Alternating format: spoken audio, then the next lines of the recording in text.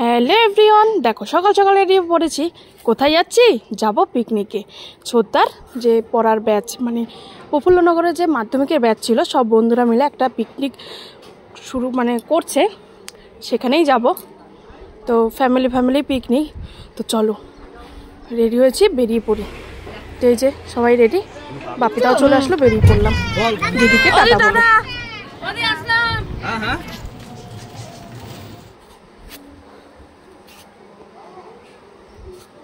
আমরাও টাটা বলে দিলাম। তো দেখো চলে আসলাম, এই হলো আমাদের পার্ক, সংহতি পার্ক। এখানে আজকে আমাদের পিকনিক আছে, পিকনিক স্পটে। তো দেখো সবাইকে আনন্দ।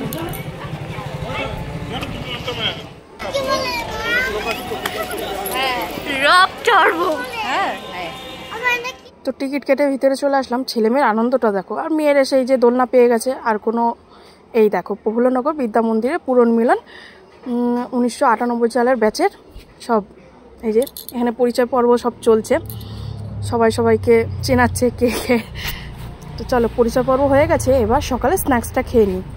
আজকে এবার তা স্ন্যাক্সে কী খেয়েছি চলো, ফ্রেঞ্চ ফ্রাই খেয়েছি, চিকেন পকোড়া করেছিল, কফি করেছিল, আর আমুদি মাছের ফিশ ফ্রাই, আর জয়নগরের মোয়া। তা দুর্দান্ত টিফিনটা হয়ে গেল, পেটটা পুরো ভরে গেল। চলো এবার ঘুরে আসি। এই যে কর্তামশাই কাজ পাচ্ছে না, তাই বেলুন ফুলানোর দায়িত্ব দিয়েছে। সবকটা খাবারই খুব দুর্দান্ত টিফিন হয়েছে। এবার চলো ঘুরতে যাই। ট্রেন। তো গাইস, আমরা যাচ্ছি এখন রক চর্চে। চলো তোমরা বসো আমাদের সাথে। হ্যাঁ।